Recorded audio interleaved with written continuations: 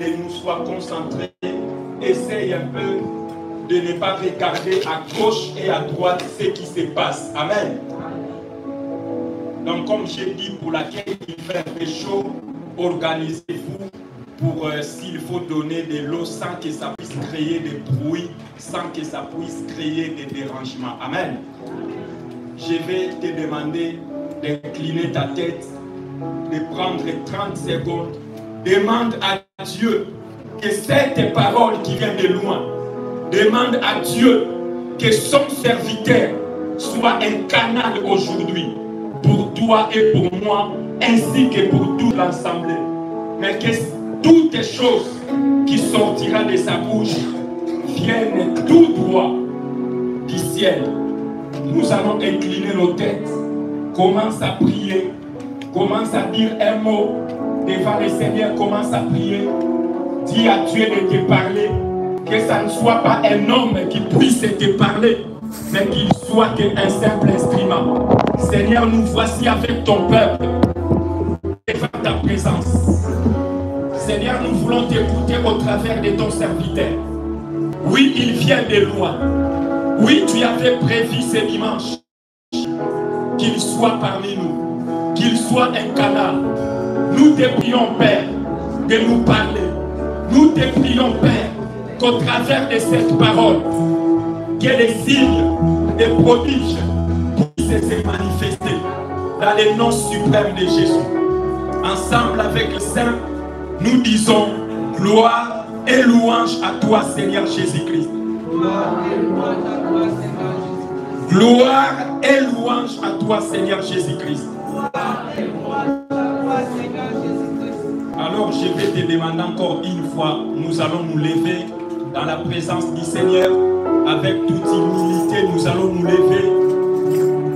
Nous allons nous lever dans la présence du Seigneur avec toute humilité. Et je profite en même temps pour inviter celui qui vient de loin. Il vient de l'Allemagne. C'est quelqu'un qui connaît bien la maison.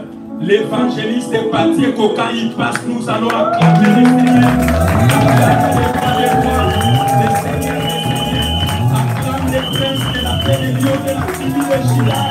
Et les salons, les toits brillantes du matin. Amen. Alléluia. Je ne sais pas pour qui tu as acclamé, mais j'aimerais que tu acclames pour mon Seigneur. Il s'appelle Jésus-Christ.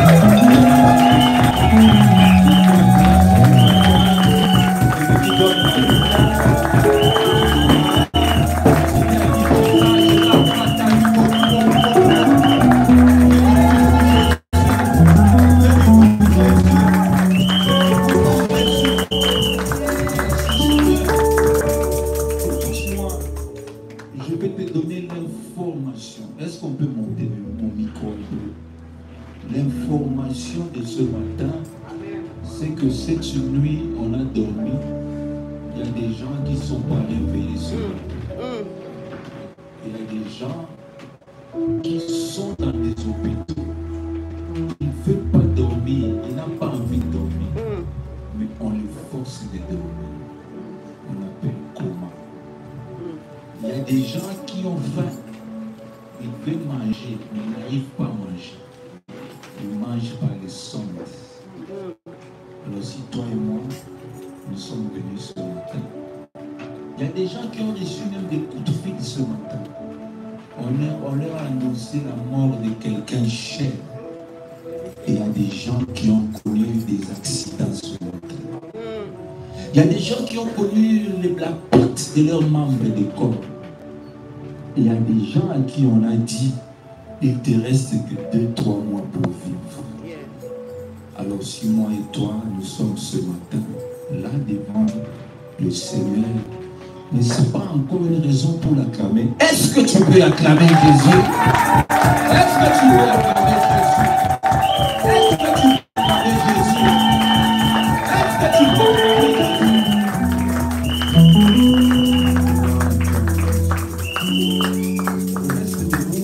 Ma soeur avait entonné une chanson tout à l'heure pendant la donation. Ça m'avait vraiment tiqué, ça m'avait touché. Ah, ce que Dieu te bénisse. Tu vas voir même un coca. Entendre encore ce chant, je me dis, mais ça m'a amené très loin. Ça m'a même poussé à me prosterner des yeux. J'aimerais que tu prépares ton cœur devant la parole de Dieu. Pendant 2 minutes, oublie les soucis de la vie, oublie les soucis quotidiens. La Bible dit, Étienne a vu le ciel ouvert. Amen. Et il a vu le Seigneur debout devant son trône. Alors qu'on le lapidait, alors qu'il souffrait, mais lui voyait autre chose. C'est pourquoi mets un peu de côté, ferme tes yeux. Des fois c'est important de fermer les yeux. Ferme tes yeux pendant que nous entendons un chant d'adoration. Si tu veux te mettre à genoux, mets-toi à genoux. Mais le plus important, c'est que tu répandes ton cœur devant le Seigneur. Je répète qu'il est là. J'insiste de te dire qu'il est là ce matin. Il veut te faire du bien. Il veut te faire du bien ce matin. Il règne à jamais. Il règne dans nos cœurs. Il règne dans le ministère, la puissance de la croix de Jésus. Il règne ce matin. Il est là! Jésus.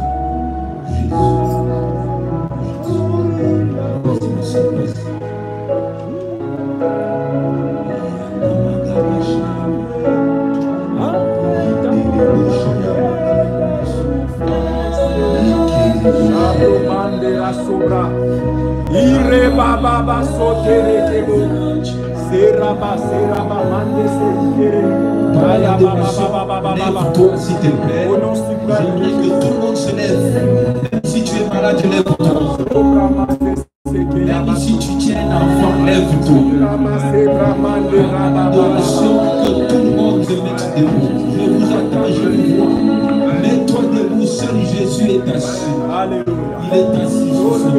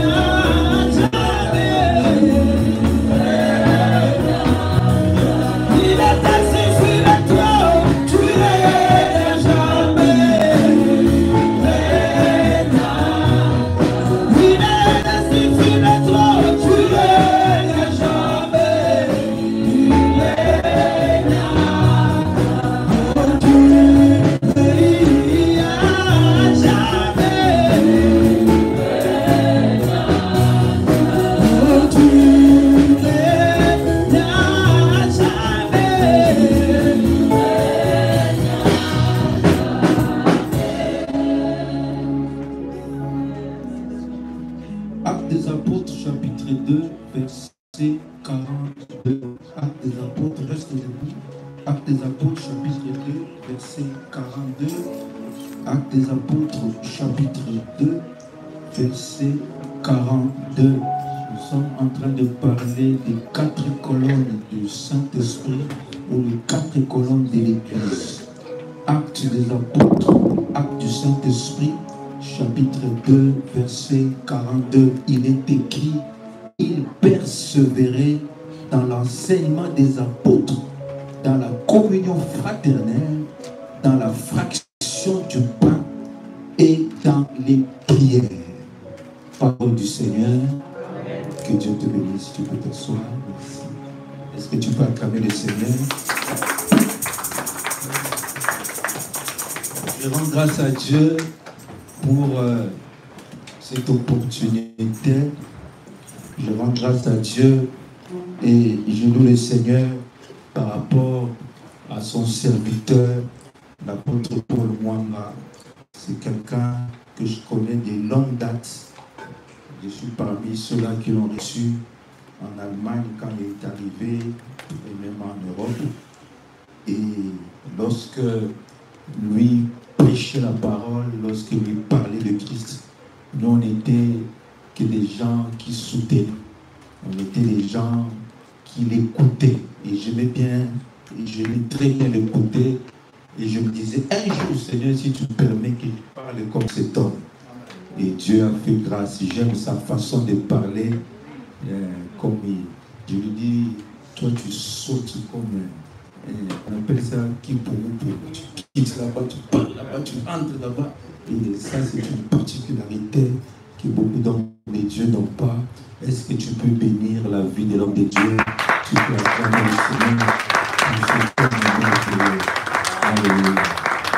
Merci pour la confiance. Merci pour l'hospitalité de l'homme de Dieu, le père de la maison, pasteur Baptiste, d'ailleurs c'est mon nom. Est-ce que tu peux aussi acclamer le Seigneur pour l'homme de Dieu? J'apprécie son humilité, j'apprécie sa façon. Alléluia. Que Dieu bénisse aussi l'homme de Dieu que j'ai rencontré ici et toute l'équipe qui travaille avec le serviteur de Dieu. Et que Dieu te bénisse aussi. Tu es beau, tu es belle. Est-ce que tu peux dire à ton voisin, tu es beau, tu es belle, tu es bien habillé? Dis à ton voisin. Dis à ton voisin, tu es beau, tu es belle, tu es bien habillé. Est-ce que tu peux? À l'église aussi, on doit se dire ça. Alléluia. Alléluia. Alléluia. C'est très important. Alors je réponds au nom de l'évangéliste Pacheco. Dans les 5 ministères, laisse-moi introduire que nous avons tous des particularités. Alléluia. L'évangéliste ne parle pas comme le pasteur. Les pasteurs ne parlent pas comme l'apôtre. L'apôtre ne parle pas comme le docteur. Et les docteurs ne parlent pas comme les prophètes. Un homme de Dieu reçoit un message. Alléluia. Et on n'est pas ministre de Dieu par rapport au don. On est ministre d'abord de la parole. Alléluia. C'est très important. Et souvent je rencontre, par la grâce de Dieu, Dieu a fait que je visite beaucoup de pays dans ce monde à cause de l'évangile. Mais j'ai rencontré souvent en Afrique, quand on appelle un évangéliste, on croit que c'est les petits du pasteur. Donc il commence d'abord évangéliste, après on les teste, après il va monter des grades. Après il devient pasteur. Non. Un évangéliste, c'est un ministre de Dieu, un ministre de la parole. Alléluia. Et il y a des évangélistes qu'on appelle gagneurs d'âme, ceux qui sont dans des équipes de l'évangélisation. C'est différent d'un évangéliste de ministère. C'est comme ça aussi avec ceux qui ont le don de prophétie. Quand tu as le don de prophétie, tu n'es pas prophète de ministère. Tu as un don de prophétie. Il ne faut pas confondre les choses. Alléluia. Mais tout c'est pour la gloire de Dieu. Alors, et tu vas me pardonner peut-être que si tu vois mon langage un peu choquant, mais mon souci, c'est de faire parvenir mon message. Alléluia. Il y a un pasteur qui m'a reçu en Afrique du Sud. Avant de prêcher, il m'a amené dans son bureau Il m'a dit, tu sais, quand tu parles dans mon église, ne touche pas au truc des deuxième femmes, des troisième femmes, ça il ne faut pas toucher. Parle de tout ce que tu veux, mais ça ne touche pas. Parce que je sais que vous les évangélistes, vous parlez fort. J'ai dit merci, pasteur. Mais quand ça s'est rentré là-bas, le Seigneur m'a commandé de dire, j'ai parlé. Et quand je parle, si tu vas m'aimer, tant mieux. Si tu ne vas pas m'aimer, on me ferme la porte, tant mieux. Si on ferme la bouche, Dieu ouvre à droite. Essentiel que tu sois sauvé. Alléluia. Tout ce qu'on fait, c'est pour être enlevé, pour que tu ne rates pas ton ciel. Alléluia.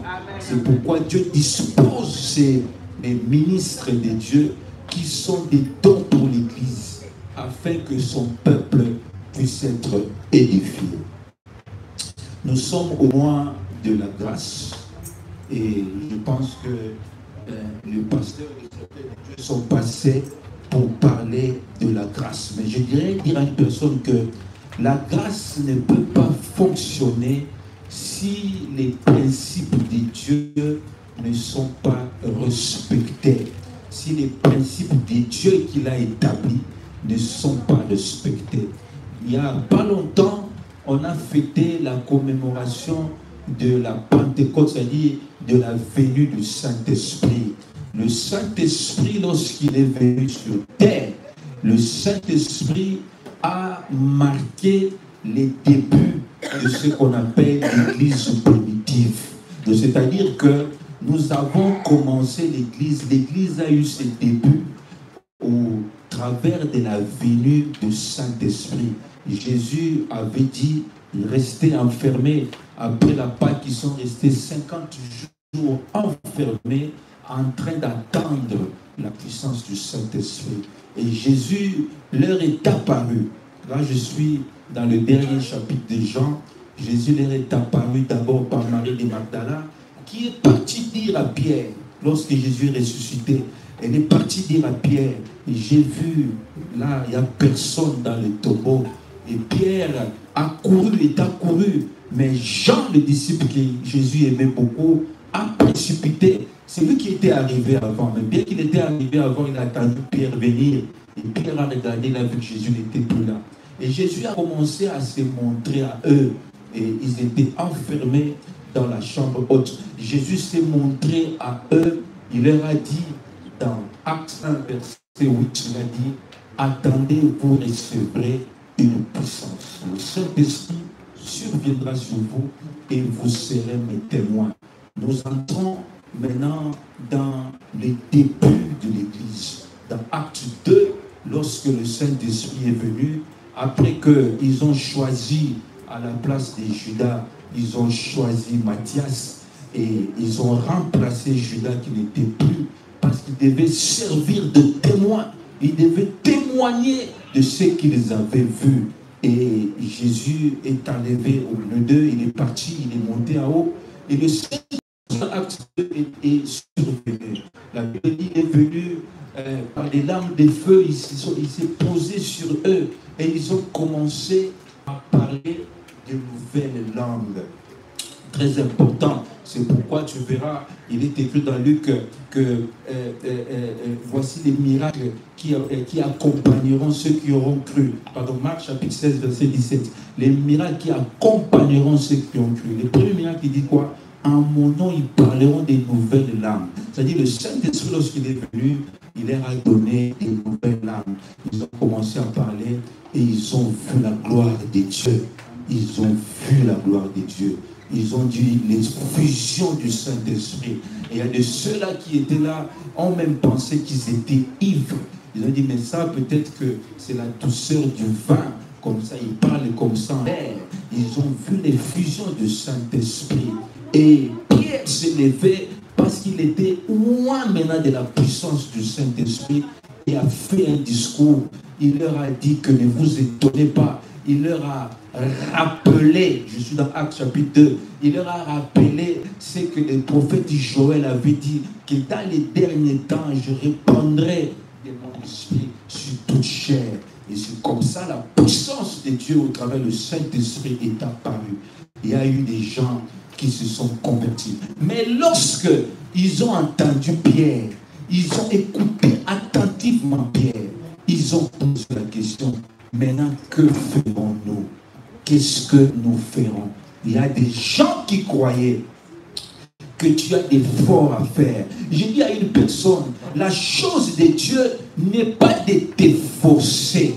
Arrêtons de nous efforcer dans la chose de Dieu. C'est pourquoi il a créé la grâce. Il a amené la grâce. La grâce, c'est plus le temps de t'efforcer. Eux, ils ont posé la question. Mais Pierre, après tout ce que tu as dit, que ferons-nous? Nous allons faire quoi? Pierre a dit, croyez à la grâce. Croyez à Jésus-Christ. Convertissez-vous. Répentez-vous et soyez baptisés. Bien-aimé, la grâce, c'est la personne de Jésus-Christ.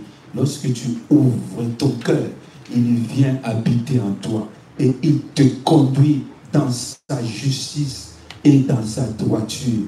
Lorsque nous sommes dans le temps de la grâce, ce n'est plus le temps de forcer les choses. Non, je m'étonne quand je suis en Afrique, je suis à Kinshasa, je dis aux gens, moi je vais partir à la montagne, je vais aller chercher Dieu, je vais aller jeûner. Il y a des gens qui jeûnent tous les mois, c'est pas mauvais. Mais lorsque tu jeûnes tous les mois là, mais le chef de ton travail, ta rentabilité ne sera plus la même. On va te chasser du travail. Comment est-ce que tu viendras donner même l'offrande à l'église? Comment est-ce que tu vas soutenir ton pasteur? Parce que toi, tu es toujours affamé, fatigué les jeunes. Parce que tu veux forcer les choses. Tu penses que quand tu jeûnes beaucoup, tu forces la chose. Dieu va te donner. Et il y a même des chrétiens impolis, excusez-moi les termes, qui disent à Dieu, mais Seigneur, comme on s'était entendu,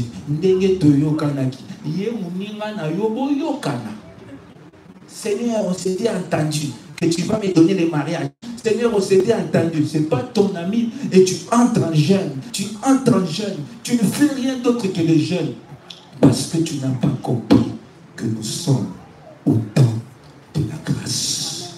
La grâce t'amène des choses de loin que toi-même tu n'imaginais pas. La grâce t'ouvre des portes que tu ne pouvais pas t'entendre. C'est pourquoi lorsqu'ils ont posé la question à Pierre, que ferons-nous? Pierre a dit, répentez-vous. Recevez le baptême du Saint-Esprit. Alléluia. Changez de cœur et fixez vos regards vers le ciel. C'est ça même la grâce. Je ne force plus les choses. Je jeûne pour assujettir mon corps. Je jeûne parce que je suis pécheur. Parce que moi-même je sais que je suis pécheur. Parce que ma chair est faible. Mais je ne jeûne pas pour que le Seigneur soit forcé de me donner. Non. Je jeûne pour moi. Mais quand je comprends que c'est la grâce, je compte sur Dieu. Le psalmiste a dit, je lève mes yeux vers les montagnes. D'où me viendra le secours? Le secours me vient de l'Éternel. Pas parce que je suis juste, mais même. Il est écrit, puisqu'il m'aime, je le élèverai, je le glorifierai. Alléluia. Et après cela, la Bible dit, il persévérait dans l'enseignement des apôtres. Les 4 piliers de la fondation même, les 4 piliers même de l'Église. Tu sais, on dit dans 1 Corinthiens, le chapitre 3, le 16e verset, votre corps est le temple du Saint-Esprit. C'est-à-dire l'Église aussi, c'est l'habitation de Dieu. En d'autres termes, ton corps, toi chrétien, c'est aussi l'habitation de Dieu. Lorsqu'on parle des 4 piliers de l'Église, on devrait les trouver pas seulement dans l'Église bâtiment que nous sommes, mais aussi dans ton cœur. On devait trouver ces 4 points. Et c'est ça qui faisait même la force de l'Église. Premièrement, l'enseignement des apôtres. Deuxièmement, on voit la communion fraternelle. Troisièmement, on voit la fraction des pains. Et quatrièmement, on voit la prière.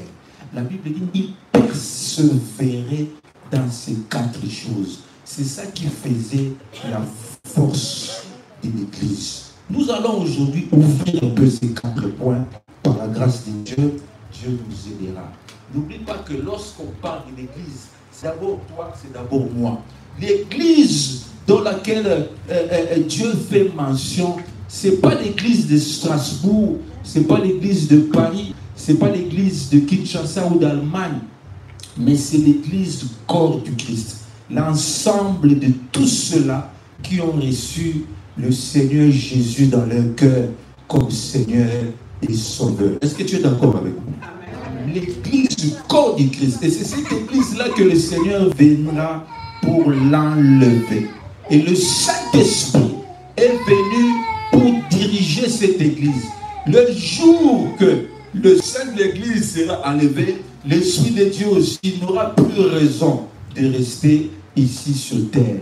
Et là, il y aura maintenant les difficultés qui commencent. C'est-à-dire qu'on ne peut pas parler de la grâce sans pour autant ne pas parler du Saint-Esprit. La grâce collée à l'Esprit de Dieu. Parce que la grâce, c'est lui-même, Jésus-Christ, la personne, la parole faite chair.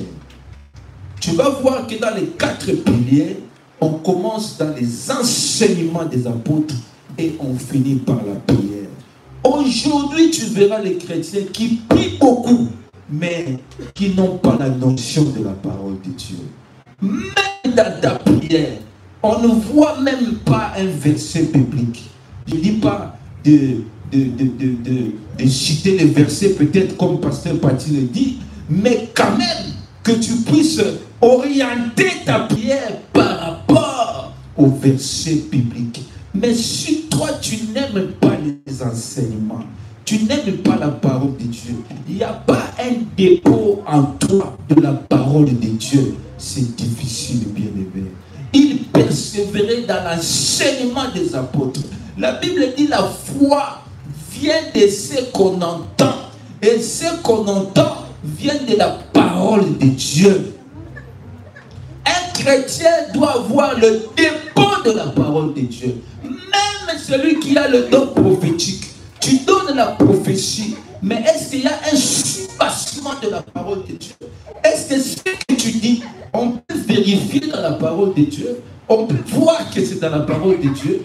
Tu verras les chrétiens de Béret, qui allaient vérifier les Écritures. Même moi, quand je te parle là, vérifie est-ce que c'est dans la parole de Dieu.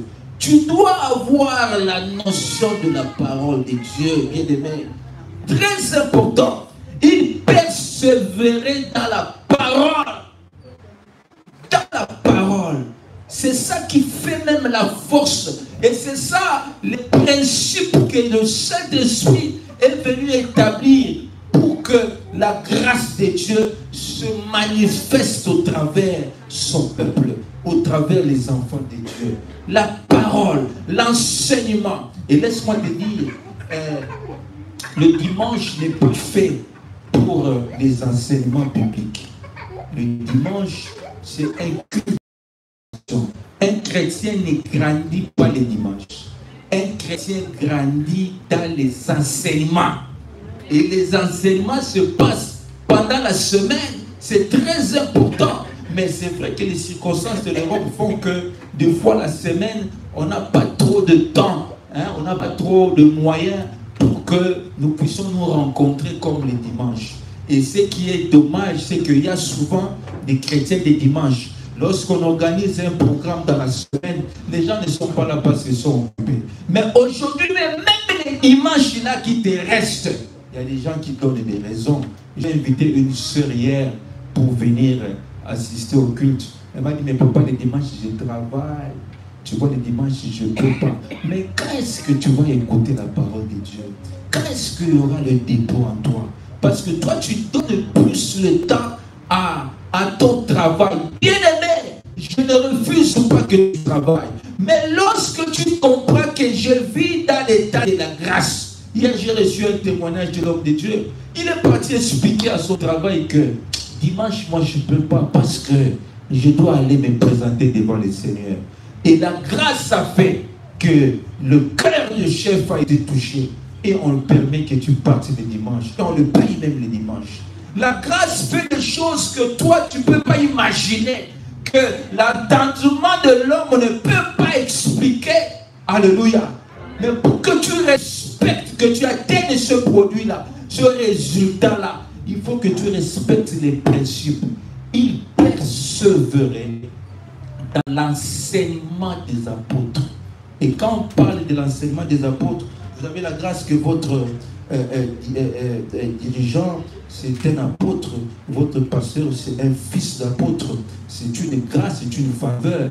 Parce qu'aujourd'hui, il y a plusieurs enseignements, surtout quand il y a les réseaux sociaux, beaucoup suivent n'importe quoi, beaucoup suivent n'importe qui. Et quel enseignement tu entends? Il faut persévérer dans l'enseignement des apôtres, c'est-à-dire l'enseignement de comment j'ai grandi, l'enseignement de la personne à qui je fais confiance. C'est très important. Bien aimé, la parole de Dieu te fait croître. La parole de Dieu te fait vivre. La parole de Dieu fait accéder la grâce vers toi, fait pousser la grâce vers toi. Un chrétien, tu ne peux pas être sans connaissance de la parole. Toi, tu n'entends qu'on te prêche. D'ailleurs, même si on te prêche, ça entre ici, ça sort là. Un jour, j'ai posé la question à une sœur, comment étaient les cultes? Elle a dit, papa, tu as bien prêché. Vraiment, c'était bien. Moi, j'ai dit, je sais que je prêche bien, mais c'était de quoi on avait parlé. Bon, j'avais seulement retenu les versets, mais j'ai oublié. Mais la louange, vraiment, la louange était très bonne. Donc, dans tous les cultes, tu as retenu que la louange. La parole, tu n'as même pas retenu. C'est grave, bien-aimé. C'est très grave. Tu verras même dans les réseaux sociaux, lorsque on met le message, la parole qui est prêchée, il y a peu de gens qui suivent.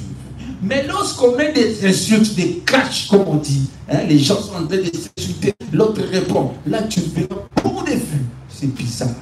Dis un peu après moi, c'est bizarre. C'est très bizarre. La parole de Dieu doit reprendre sa place au sein de l'Église. Quand tu es emmagasiné de la parole, on ne te forcera plus à faire des choses. Même à l'église, quand on te dit lève-toi, tu te lèves toi-même. On ne te supplie pas.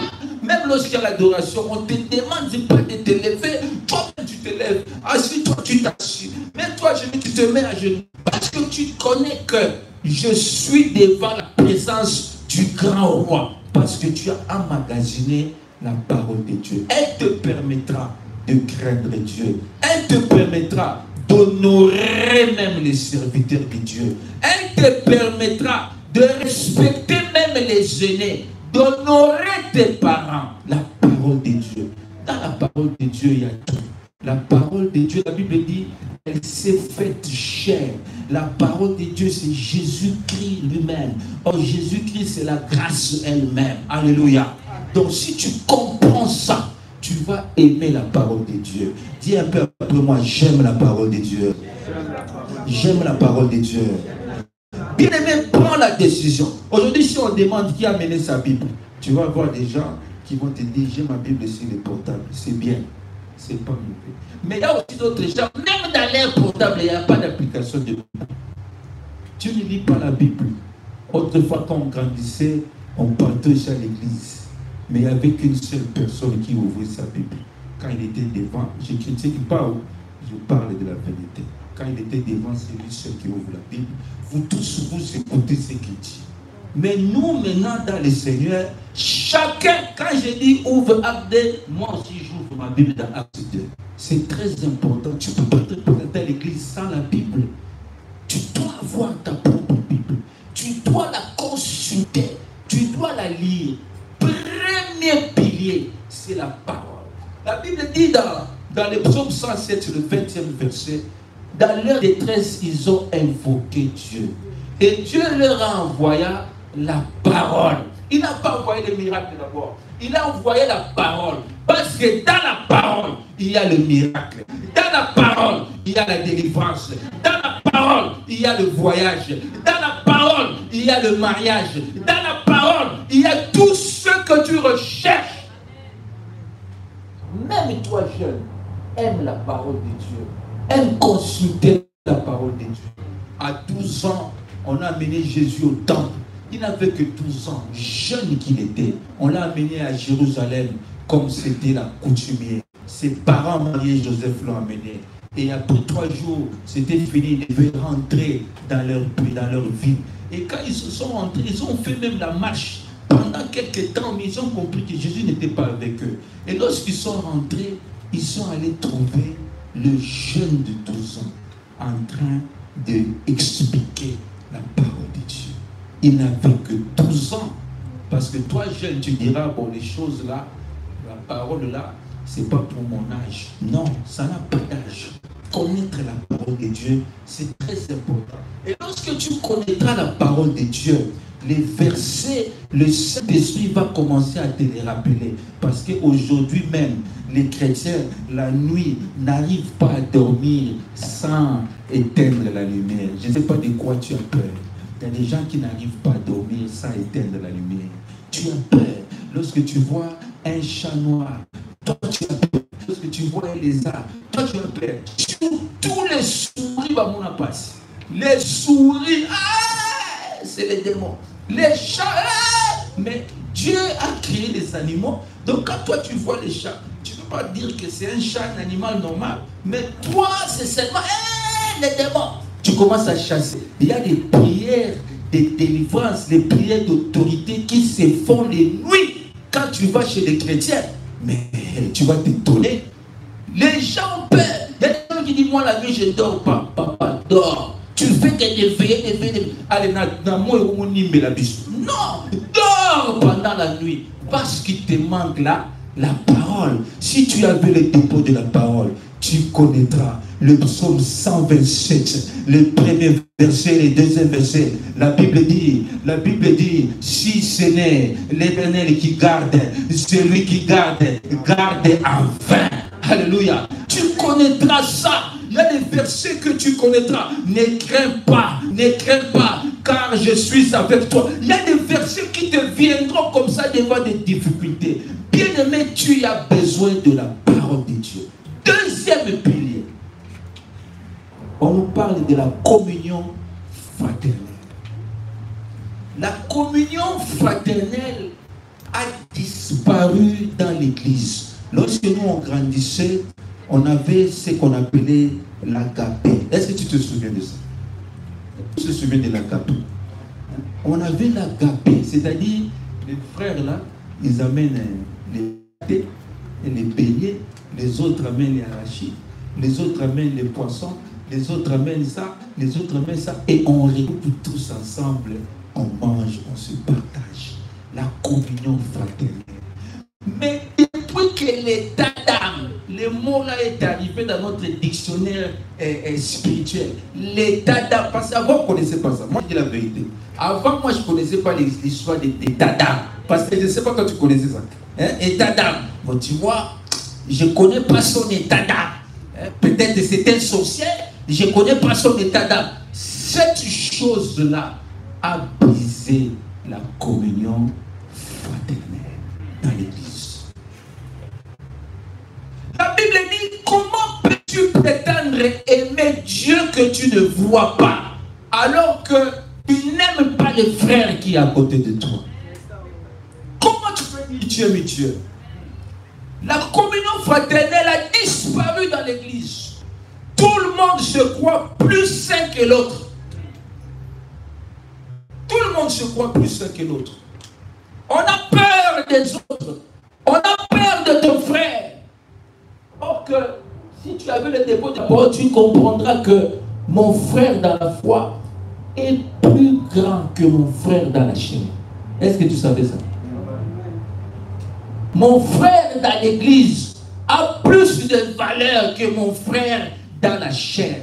Parce que si mon frère dans la chair est dans le Seigneur, gloire à Dieu. Mais s'il n'est pas dans le Seigneur, le jour où il va mourir, on va plus se voir. C'est pourquoi j'aime pas la chose quand tout le monde meurt, on dit repose en paix. Non, il y a des gens qui ne vont pas reposer en paix. Il y a des gens qui vont aller au tourment parce qu'ils n'ont pas reçu Jésus dans leur vie. Alléluia. Où est passée la communion fraternelle? Notre fraternité se limite qu'à l'église. Lorsqu'on se voit à l'église, bonjour, bonjour. Quand on sort là, c'est fini. On se critique même les uns les autres. On ne se supporte plus. C'est très dangereux. Et on veut savoir qui est plus grand, qui chante mieux, qui prêche mieux. Et il y a la comparaison qui s'installe, qui amène la jalousie. Et c'est ça même la vraie sorcellerie. L'état d'âme là que tu recherches, c'est la jalousie. Quelqu'un qui est jaloux est en train de s'entraîner pour la sorcellerie. La jalousie, c'est l'entraînement de la sorcellerie. Alléluia. Tu es dans l'église, mais tu critiques ton frère. Tu es dans l'église, mais tu n'aimes pas ta soeur. Mais elle t'a fait quoi? Elle t'a fait quoi? Ah, lui là, comme il est habillé. Mais j'avais vu cet habit-là. Ça coûte 5 euros. Mais même si ça coûtait 2 euros, elle, ça lui va. Mais toi, si on te donne, ça ne va pas t'aller. C'est ça le problème. Alléluia. Tu es parti à Paris, à Barbès, tu as acheté des costumes 45 euros. Tu vois, ça vient des États-Unis, ça vient de la Chine. Les années 5 euros, c'était 40 euros. Même 60, tu peux gagner moi-même 20. Donc tu vois, ça fait des 100 euros. Des 100, c'est... Et tu fais ça à ton frère dans la foi. Tu le mens en plus. Alléluia. Où est passée la communion fraternelle? Les gens se choisissent. Tu vas voir lorsqu'il y a deuil, là-bas tout le monde parle. Hein? Parce que nous, on est de la même tribu. On vient du même village. Nous, on vient du même côté. Les gens commencent à se choisir dans l'église. Mais moi, je parlais bien avec eux. Bon, avec les autres, bon, on est seulement dans la même église. Non! Où est passée la communion fraternelle, bien-aimée dans le Seigneur? Elle a disparu. Et si elle n'est plus là parmi nous, c'est difficile que la grâce se manifeste. C'est difficile. Tu ne supportes pas la bénédiction de l'autre. En tout cas, ces mariages-là, on dirait, mon père m'a similé. On dirait que ce n'est pas vraiment... Ils ne correspondent pas les deux. Oh, toi, tu as les thermomètres de mesurer la correspondance des yeux des gens. Donc, il fallait que ça soit toi. C'est pourquoi tu verras des gens, ils ne sont pas bénis parce qu'ils ne supportent pas la bénédiction de leurs frères et sœurs. Où est passée la communion fraternelle? Tu verras même des gens qui se disent, je préfère traiter avec un païen que traiter avec un chrétien. Parce que les chrétiens sont devenus des mauvais cœurs. Ne suis pas comme on chante le dimanche ici. Hein. Ne suis pas comme on vit. Après, il y a des gens qui veulent qu'on le voit puis bonjour mon frère. Mais un cœur meurtri, un cœur mauvais. On se fie à l'apparence. Où est passée la communion fraternelle? Nous voulons vivre la grâce de Dieu, oui. Mais il y a des principes qui doivent être rétablis. Est-ce que tu aimes ton frère? La Bible dit l'amour supporte tout. 1 Corinthiens chapitre 13. L'amour pardonne tout. Mais tu verras des sœurs à l'église, des frères qui disent la chose qu'elle m'a faite, je peux peut-être pardonner, mais je ne peux pas oublier. Oh! Mais il y a des choses qu'on n'oublie pas. Mais il y a aussi des choses qu'on ne pardonne pas. Mais tu es dans l'église. Comment est-ce que tu veux vivre la grâce de Dieu? Dans l'église de Dieu. Alléluia. Où est passée la communion fraternelle? C'était ça le grand deuxième pilier de l'église. La communion fraternelle. Toi, tu veux devenir comme l'autre. Ah non, il fallait que ça soit moi. Il ne fallait pas que ça soit. Il fallait que ça soit moi. Surtout les raconteurs auprès du pasteur. Pasteur, est-ce que tu sais? Pasteur, est-ce que tu as entendu? J'ai entendu quoi? Non, les frères là, on l'avait vu dans l'hôtel. Oh, comment hôtel amour? L'hôtel, c'est pas, ça peut pas être des rendez-vous. Toi, pour toi, l'hôtel, ce n'est pas les choses là mauvaises. Parce que tu penses comme ça, peut-être que toi, tu es comme ça. Alléluia. Où est passé c'est la communion fraternelle. Tu supportes pas ton frère. Tu ne l'aimes pas. Il t'a fait quoi? Dans l'église, la communion fraternelle. Prends l'autre comme plus grand que toi. Regarde l'autre, loue l'autre, vante ton frère. Très important. Même dans les hommes de Dieu, aujourd'hui nous le vivons. La concurrence, nous le vivons. La haine, le poison, pardon, avec l'homme de Dieu. Le poison commence à circuler même dans le milieu des hommes de Dieu. Parce qu'il n'y a pas la communion fraternelle. On se bat nous deux. Lorsque tu vois ton frère tomber, ton frère est tombé dans un trou, dans un péché, c'est toi les chrétiens, c'est toi la première personne qui va les vilipender partout. Surtout lorsque ça a régné avec les sextapes, les vidéos, oui, tout ça. Il y a des chrétiens. Est-ce que tu as vu? Est-ce que tu as vu? Je peux t'envoyer. Qu'est-ce que ça fait dans ton téléphone? Mais il s'agit de ton frère, non? Alléluia. Elle a disparu. Et nous cherchons à voir la grâce. Tu ne vivras pas la grâce lorsque ces choses-là ne sont pas en toi. Lorsqu'on ne trouve pas ces choses-là en toi. Développe la communion fraternelle. Ce n'est pas que tu me vois tous les jours dans ta maison, non. On peut être bien, mais ce n'est pas qu'on doit s'appeler tous les jours. À l'église, nous ne sommes pas des amis. Oh, moi et lui, on s'entend bien. Moi et lui, ça passe bien. Non! À l'église, nous sommes des frères et des sœurs. Moi et lui, on parle, en fait, les courants. Quel courant? Quel courant? Les courants, ça passe bien. Non, ce n'est pas les courants, n'a pas lieu de bien passer. Lorsqu'on parle bien, on doit parler des choses de Dieu. On se rencontre de fils rendez-vous pour parler de la parole de Dieu, pour faire des prières ensemble, pour se soutenir spirituellement. Alléluia. Il y a d'autres qui sont spécialistes seulement dans les deuils. Lorsque tu vas dans les deuils, lui, il veut pas aussi. Lui, là, seulement les cahiers. Mais je n'ai pas mis tout le monde dans les cahiers. Il y a un cahier, on va dire, pour contrôler. Je l'ai déjà prévu dans les cahiers. Lui, là, c'est moi les cahiers. Mais tu ne vas pas visiter les gens. Même la personne qui est éprouvée là, tu n'as même pas échangé un mot avec lui. Même pas mes condoléances. Il y a les cahiers. Moi, je sais que les cahiers, regardent les noms. Quand tu avais donné seulement 10. L'autre là, il ne donne pas. Alléluia. Bien-aimés, nous sommes censés à nous aimer dans l'église de Dieu. Et c'est là que nous allons attirer. Non simplement attirer la grâce, mais la garder et la vivre. Troisièmement, nous avons la fraction de pain. La fraction de pain, c'est le fait de partager ce que moi j'ai, de donner aussi à l'autre, de donner même sa place à l'autre. Tu verras même dans la chorale.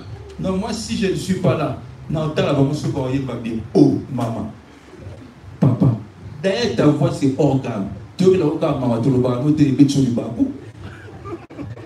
Alléluia. Parce que la musique chrétienne aujourd'hui, même quelqu'un qui est organe chante. Parce que on ouvre on est censé que notre Jésus est chanté, nous tous nous attendons dans la louange. Moi, je ne sais pas si on le choral,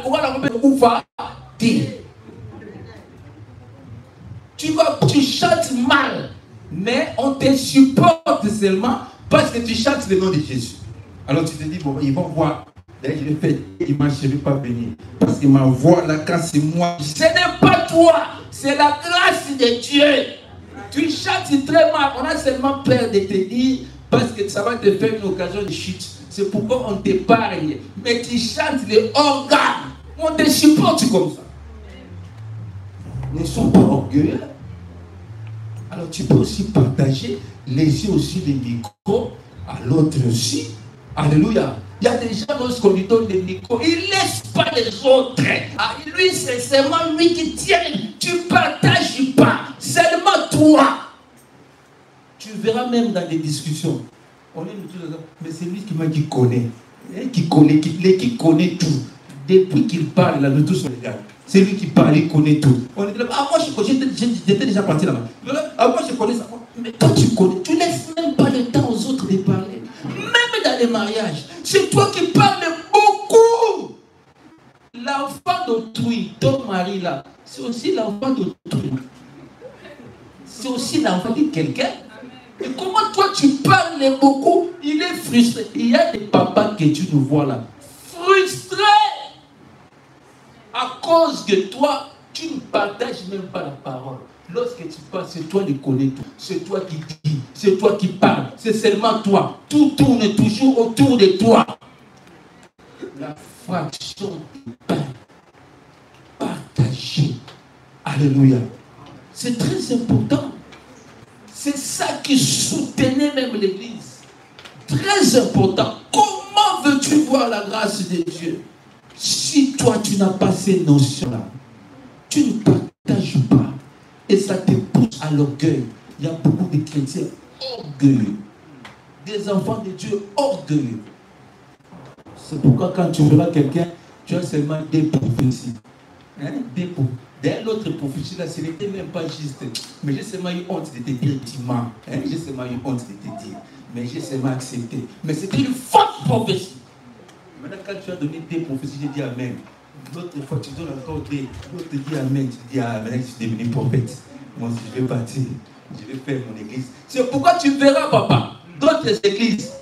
Il est lui, avec sa femme, avec ses 3 enfants. Les enfants, tu vas voir l'un dans les trous, l'autre dans les pianos. Hein? Après, protocole, c'est sa belle-sœur. Tu vois?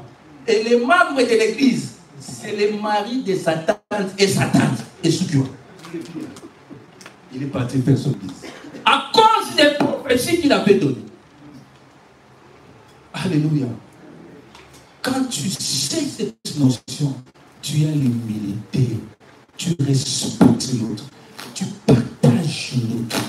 Tu comprends que ce que moi je n'ai pas, l'autre peut avoir. Ce que lui n'a pas, moi je peux l'avoir. On se complète. La fraction des pains. Même dans le mariage. Toi, tu veux qu'on envoie seulement l'argent dans votre famille. Dans votre famille, il y a toujours des dettes. Dans votre famille, on doit payer les minervales pour les nièces et les neveux. On paie aussi les minervales pour les enfants de ton oncle au village. Dans votre famille, tu vois que tout le monde tombe malade. C'est surtout à la fin du mois. Mais dans la famille de l'homme, c'est comme s'il vivait au ciel. Alléluia. Il n'y a pas de partage. Tout tourne autour de toi. Tu ne peux pas vivre la grâce de Dieu. C'est impossible. La grâce va te passer devant les yeux comme ça. Alléluia. Parce que Dieu sait que tu n'es pas un canal de bénédiction. S'il te donne, ça va s'arrêter qu'à toi. Tu ne sauras pas partager aux autres. Alléluia. Amen. Il y a des gens aussi comme ça qui aiment trop se vanter eux-mêmes. Ils se vantent. Toi-même tu te vantes. Non, laisse-nous te vanter. Laisse-nous dire du bien de toi. Pas toi-même. Apprends à être humble. Humiliez-vous sous sa main puissante. Il vous élèvera au temps convenable. La fraction de pain. Et tu verras dans la fraction de pain, lorsqu'on entre dans la profondeur, on verra même l'aumône. Hein? L'aumône, c'est aussi partagé. C'est une forme d'offrande. L'offrande, ce n'est pas seulement ce que tu veux donner au panier, mais même l'aumône aussi, partagé aux pauvres. Très important, partagé aux indigents. Il y a des gens que tu vois à l'église là, il est venu ce matin, mais il a besoin de 5 euros, comme tu le vois là. 5 euros peut lui manquer. Et si tu lui donnais les 5 euros là, tu ne sais pas quel choix tu peux mettre dans son cœur. C'est bien de venir donner 50 euros au panier, mais tu peux aussi faire le monde à la personne que tu trouves. Elle a besoin. Cette personne a vraiment besoin. Alléluia. Cette personne a besoin. Dans la fraction de pain, l'Église doit comprendre que je dois soutenir le visionnaire, l'homme de Dieu. L'Église doit comprendre que je suis censé à partager avec l'homme de Dieu, avec celui qui me prêche la parole de Dieu. Est-ce que dans cette Église, il y a un groupe de soutien personnel à l'homme de Dieu? Je ne sais pas s'il y en a dans cette Église. Il y en a? Il y en a, papa? Non, ouais. Il y en a un groupe de soutien. C'est très important. Pas qui soutiennent l'Église, mais qui soutiennent l'homme de Dieu. C'est-à-dire que, même si tu ne fais pas partie du groupe, mais quand j'achète un sac de riz, que je me pose la question, est-ce que dans la maison de Dieu, il y a encore, dans la maison de l'homme de Dieu, il y a encore des provisions? Je vais appeler maman. Maman, est-ce que chez vous, c'est comment? Est-ce que les sacs là, de riz là, ça a diminué? Parce que moi, je viens d'acheter un sac. Je te ramène même la moitié. C'est un péché? Je te pose la question, c'est un péché? Alléluia. Ça fait partie de la fraction de pain. La Bible dit, ils vendaient tout ce qu'ils avaient. Et ils se partageaient à titre égal. De sorte qu'il n'y avait pas un indigent au milieu d'eux. On doit savoir dans l'église que nous avons des étudiants. On doit les soutenir. On doit savoir dans l'église qu'on a des veuves. On a des orphelins qu'on doit soutenir. On doit savoir dans l'église qu'il y a des femmes seules qui élèvent seules leurs enfants. Et elles ont besoin d'aide. On doit les soutenir. On doit savoir dans l'église qu'il y a des chômeurs. On doit les soutenir. Est-ce que tu es fait? Alléluia. C'est là que nous attirons la grâce de Dieu. Lorsqu'il y a la fraction des pains, très important.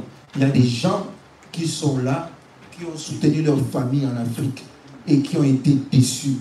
Et ils ont pris la décision. Moi, plus jamais. Même pas un rond, je vais les renvoyer. Mais ta famille souffre. Mais toi, tu pries. Alléluia. Les gens ont besoin de toi. Mais à cause de tes déceptions, tu as pris la décision de laisser même ta propre mère souffrir à cause des déceptions que tu as eues. Ayons cet esprit de la fraction des pains. Sachons partager avec les autres. Partage même la parole de Dieu avec les membres de ta famille. Si tu ne le fais pas, 1 Timothée chapitre 5 verset 8, celui qui ne prend pas soin de sa famille a renié la foi. Prendre soin, ce n'est pas seulement envoyer l'argent, mais le fait de partager aussi la parole de Dieu, le fait de prier avec eux, de leur parler de Jésus pour qu'ils puissent se répandir. C'est ça aussi, partager avec eux. C'est ça, prendre soin de sa famille. Très important, bien-aimés. Et c'est là que nous attirons. C'est là que nous attirons la grâce de Dieu. D'être à l'aise au milieu de nous. Et le dernier point, c'est la prière. C'est là que nous allons chuter.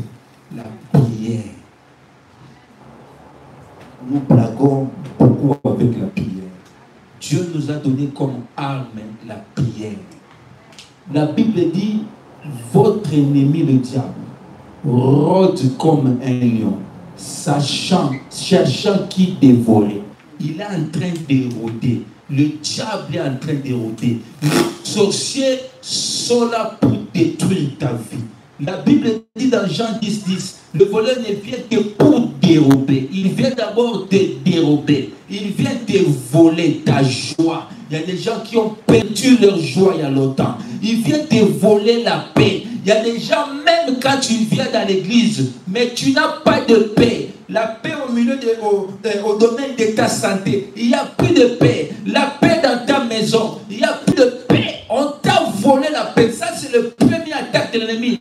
Il vient d'abord pour voler. Tu n'as pas de joie. Tu n'as pas de paix. On t'a volé ta tranquillité. Il y a des gens, lorsqu'ils marchent, il faut qu'on le suit derrière. Il y a des gens comme ça. On t'a volé cette tranquillité. On t'a volé la confiance en toi-même. Tu n'as plus confiance en toi-même. Tu ne crois plus en toi-même. Tellement que tu as échoué. Tellement que tu as connu des déceptions dans la vie. On t'a volé l'amour pour le prochain. Tu n'aimes plus ton prochain à cause des déceptions. Et tu verras des jeunes sœurs qui se disent, je ne vais plus me marier à cause des hommes. Les hommes sont méchants. Parce que regarde cet homme-là, c'est qu'il m'a fait. On t'a volé même cette envie-là d'aimer une personne. Alléluia. Et même si tu es dans le mariage, on t'a volé même ce désir d'être femme envers ton homme. Il y a des femmes comme ça. Il y a des couples qu'on voit seulement par apparence. Mais des couples déjà brisés. Parce qu'on a volé même l'envie d'être en couple. Le voleur ne vient que pour voler. Et après avoir volé, il vient te gorger. Les problèmes qui te gorgent, ça te rend la vie maintenant courte, la vie difficile. Il y a des gens qui n'ont même plus envie de vivre. Il n'a plus envie. Tellement de problèmes dans sa tête. Il n'a même plus envie de vivre. Les problèmes commencent à les gorger. Et la nuit, il voit comme s'il s'étouffe. Il y a des gens qui n'arrivent pas à dormir la nuit tranquillement. Tellement étouffés par des problèmes. Et en dernier lieu, c'est pour te tuer. Beaucoup de gens que tu vois marchent, vivent, mais sont déjà morts spirituellement. Même dans l'église de Dieu. Et la grâce les passe comme ça. Ils sont morts spirituellement à cause des déceptions de la vie, à cause des circonstances de la vie. Mais lorsque tu entres dans la prière, tu comprendras que le Fils de l'homme a apparu pour détruire les œuvres du diable. Oh, je dis à une personne ce matin, lorsque tu entres dans la prière, que les œuvres du diable soient détruites dans ta vie, que les œuvres du diable prennent fin dans ta vie. Aujourd'hui, je le déclare. Aujourd'hui, je le déclare. En tant qu'homme de Dieu, que les œuvres du diable prennent fin dans ta vie. Amen. Et que tu commences à vivre la grâce de Dieu. Amen. Que personne ne puisse plus de voler la grâce. Elle est disponible pour tout le monde. La grâce est pour toi. La grâce est pour moi. La grâce est là. Si elle n'était pas là, le mois d'avril, au mois de mai, je verrai la grâce. Si je n'ai pas vu au mois de mars, au mois de juin, je verrai la grâce. Si le mois de juin tarde à 20, j'attends encore le mois de juillet. Je verrai la grâce. Si elle ne vient pas au mois de juillet, il y a encore le mois d'août. Il y a encore le mois de septembre. Mais je sais une chose. Avant 2026, je serai témoin de la grâce de Dieu. Je verrai les choses changer dans ma vie au travers de la prière. Ne te lamente plus, parce que la grâce fait ces choses en son temps. Il est écrit, il est le maître des temps et des circonstances. Si elle ne vient pas lundi, il y a un mardi. Si elle ne vient pas mardi, il y a un mercredi. Si elle ne vient pas mercredi, il y a un jeudi, il y a un vendredi, il y a un samedi. Mais je sais une chose, que la grâce est disponible pour moi. Et je la vivrai. Sois seulement sûr que les 3 piliers sont en toi. Même si elles n'étaient pas en toi avant, aujourd'hui, tu prends la décision de les mettre en toi. C'est comme cela, la grâce viendra. Elle va frapper à la porte. La grâce a les GPS spirituels en lui. Elle connaît ton adresse. Même si tu ne dictes pas, elle connaît ton adresse. Elle connaît le numéro de ta maison. La grâce viendra frapper à ta porte. La grâce viendra. Elle est sur le chemin. La grâce vient à ta porte, bien-aimé. Dans la grâce, on force plus de choses. C'est pourquoi je n'ai pas intérêt à être jaloux de toi. Parce que ce que toi tu as reçu, moi aussi je verrai ça. Ce que toi tu as eu, moi aussi j'aurai. Parce qu'au ciel, ce n'est pas encore fini. Oh, je dis à une personne, Dieu n'a pas encore fini avec toi. Il y a des réserves